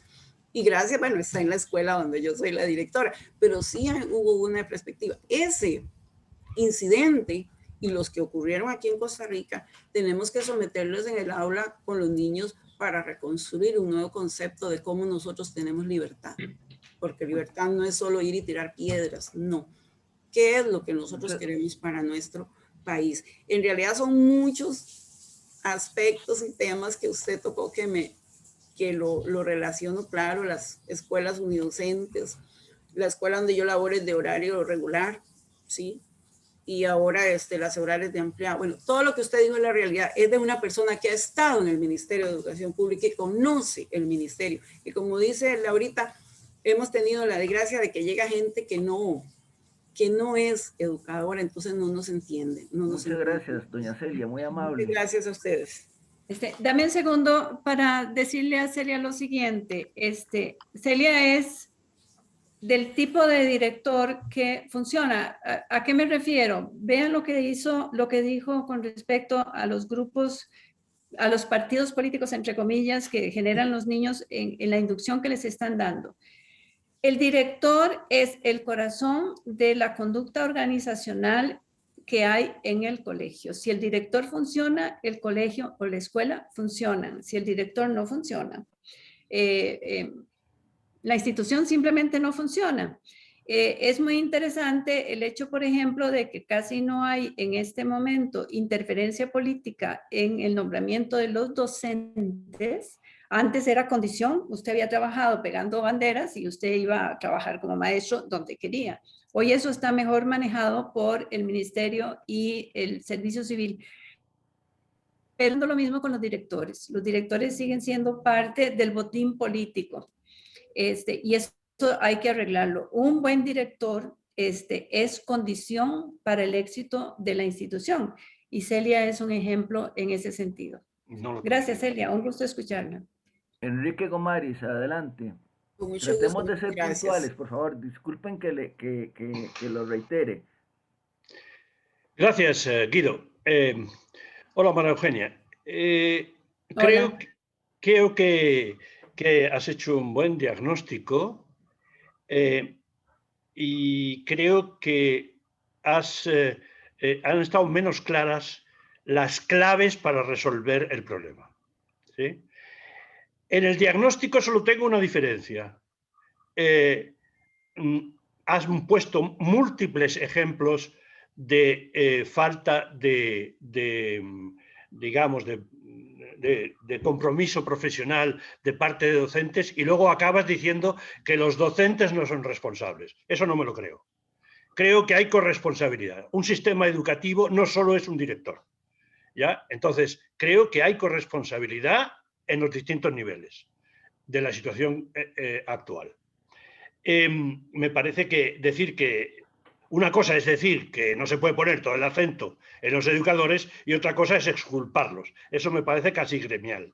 No, yo creo que hay corresponsabilidad. Ahora, estoy de acuerdo en que todo apunta a que el problema central es de gestión y dirección, ¿sí? No parece que sea un problema estricto de recursos, sino que lo que hay es un problema de gestión y dirección. Pero me pregunto, ¿es tan difícil? Es decir, primero no veo muy bien cuáles son las claves del asunto en términos de gestión y dirección para resolver el problema. No han quedado muy claras. Y sobre todo me pregunto, ¿esta situación no es clara para algún ministro que tiene suficiente, no sé, prestancia para enfrentarlo? Y inmediatamente me surge en la mente qué pasó con Leo Garnier. Es que Leo Garnier no vio todo esto.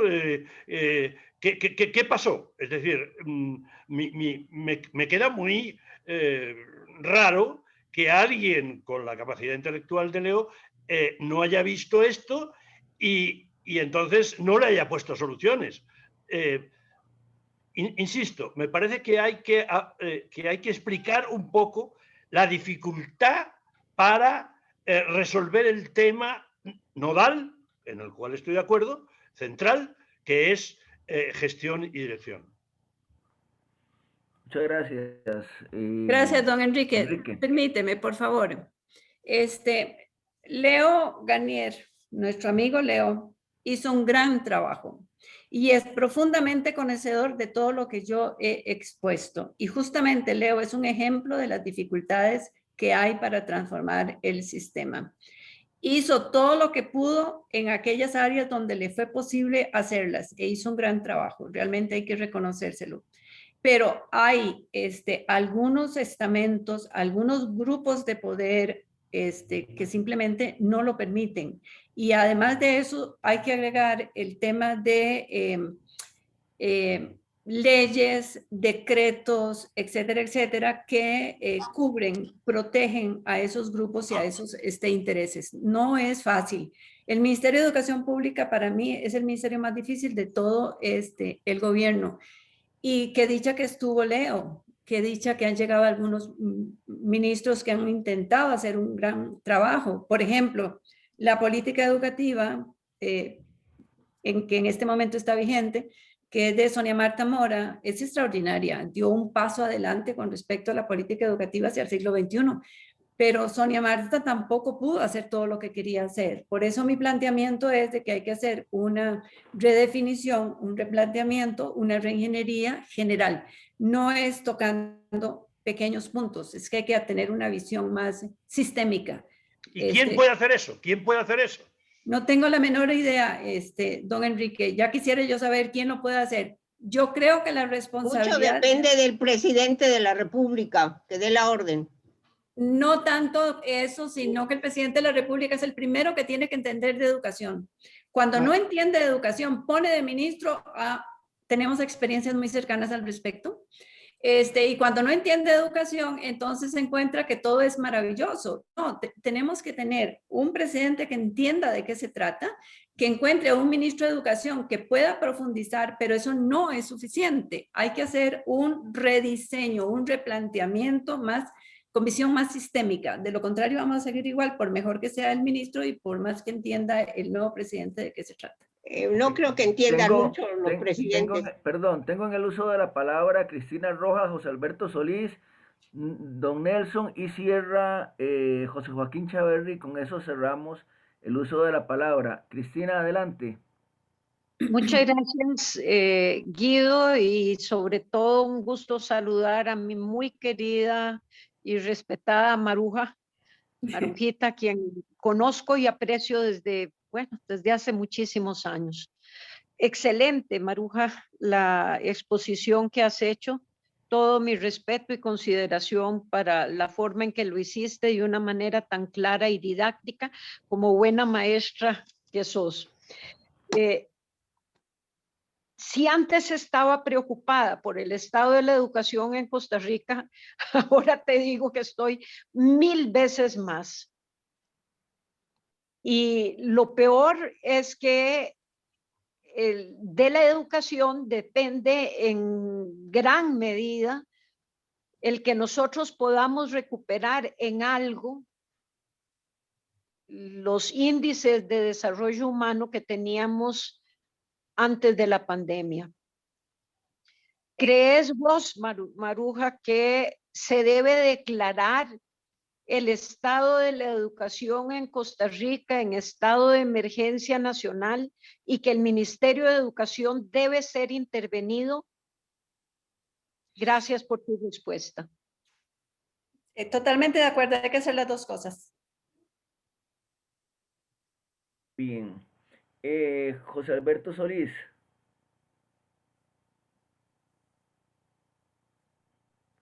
José Alberto, ¿está por ahí?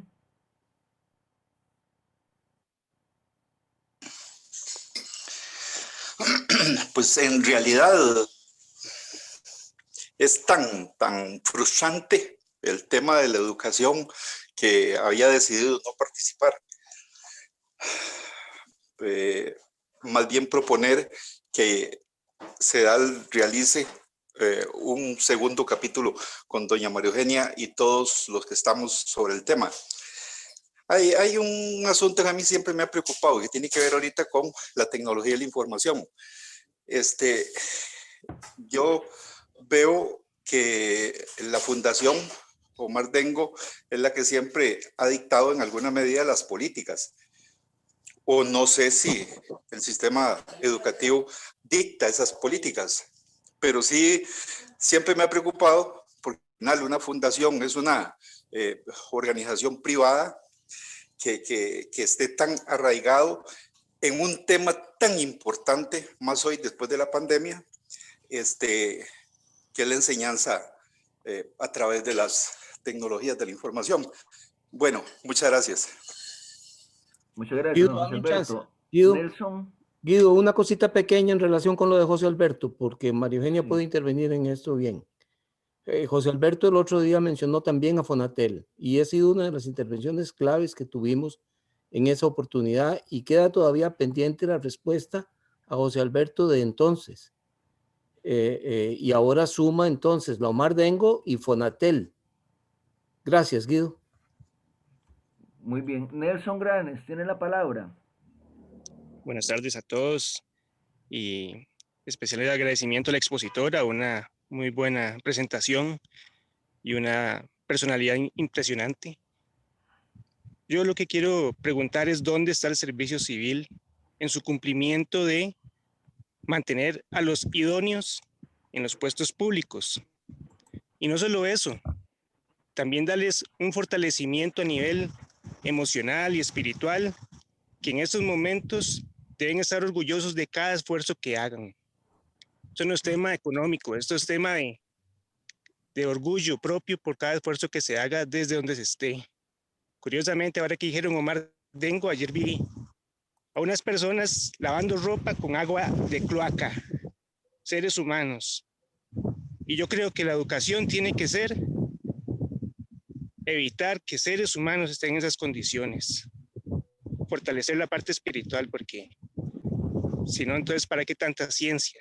Si la parte espiritual está tan vacía. Muchas gracias. Muchas gracias. Guido, dame 2 segundos para ser muy puntual. A ver. Creo que la Fundación Omar Dengo, como entidad privada, ha perdido su norte. Y no acepto que llegue alguien al Ministerio de Educación pensando que la Fundación Omar Dengo es condición para el trabajo. Creo que la Fundación ha perdido el norte. Aquello para lo cual fue fundada. Y tengo algunas preocupaciones. No es que lo esté haciendo mal, pero creo que se está distrayendo. Y en el caso de Fonatel, creo que fue un fiasco. Muchísimo dinero, muchísimos años y ningún impacto. Gracias. José Joaquín Chaverri, adelante. Gracias por esta maravillosa exposición que nos lleva también a tantas preocupaciones. Gracias, doña María Eugenia. Mi palabra es para don Carlos Rivera. Esto es una cosa sumamente grave. No necesitamos otra conferencia más. Hay que sentarse una vez por semana con un grupo. Yo sé dónde podemos reunirnos, donde alguna cafetería, un café, 2 horas de reunión y vamos conversando con los diferentes sectores de la política nacional para hacer de la educación el centro de Costa Rica, el centro del cambio. Creo que ustedes han dado un paso importantísimo en esta charla, pero no podemos quedarnos aquí. Hay que hablar con los diferentes actores de todos los partidos políticos. Ese puede ser el gran servicio de esta conferencia de doña María Eugenia a Costa Rica. La felicito, gracias y espero que nos distribuya su magnífica charla. Llena de preocupaciones, pero hay una gran esperanza en todo esto. Gracias. Muchas gracias. Para cerrar, Leonardo Antonio Chavarría.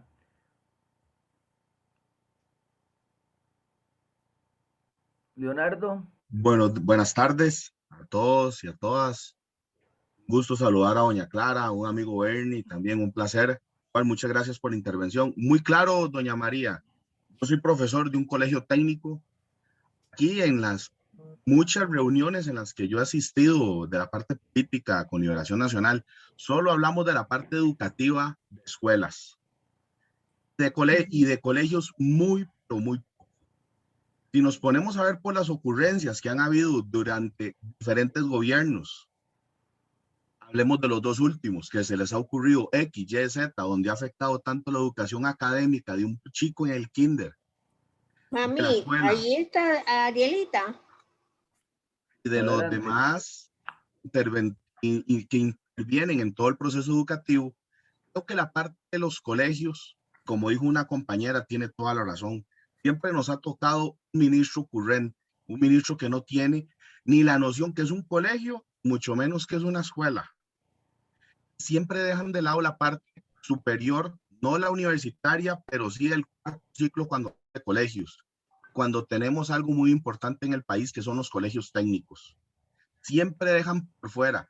Y en las diferentes reuniones, creo que aquí somos varios los que hemos participado en diferentes reuniones de educación, siempre damos las buenas ideas, pero las ideas quedan ahí. ¿Cómo podemos saber nosotros que estamos participando y formando parte de un movimiento, que si dichas ideas que podamos sacar nosotros como docentes, como profesionales en la educación, formadores de personas, todas las ideas puedan llevarse a cabo?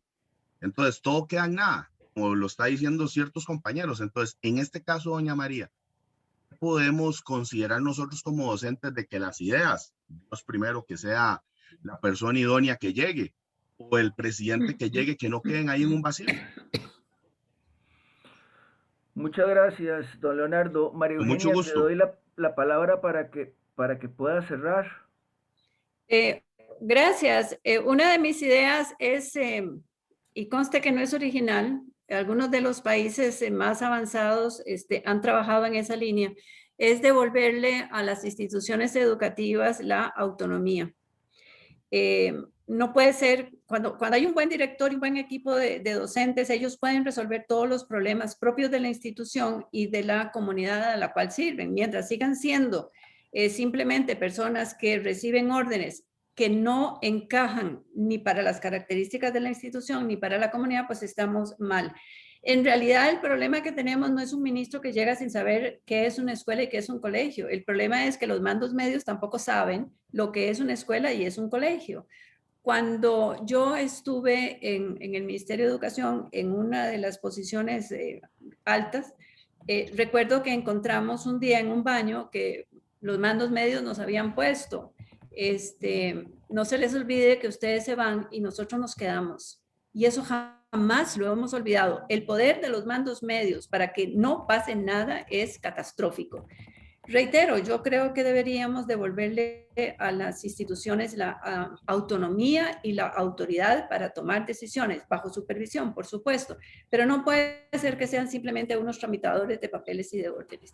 Quisiera agradecerles a todos ustedes la oportunidad. Muchas gracias. Estoy para servirles. Yo creo que si logré dejarlos preocupados, logré mi objetivo. No para que se preocuparan por preocuparse, sino para preocuparse para tomar acciones. Cuenten conmigo. Muchísimas gracias y buenas tardes. Muchísimas gracias, María Eugenia. Muchas gracias porque en realidad nos dejaste bien preocupados.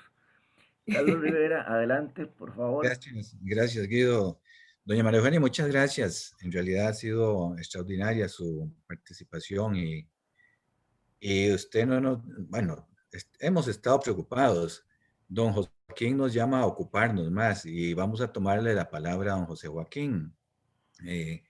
Es parte de lo que CEDAR está empeñado en realizar. Para estos efectos, y antes de comunicar quién va a ser nuestro próximo expositor, debo de indicarles que en 15 días estaremos haciendo nosotros Asamblea General extraordinaria para incorporar nuevos asociados que nos han enviado algunas comunicaciones.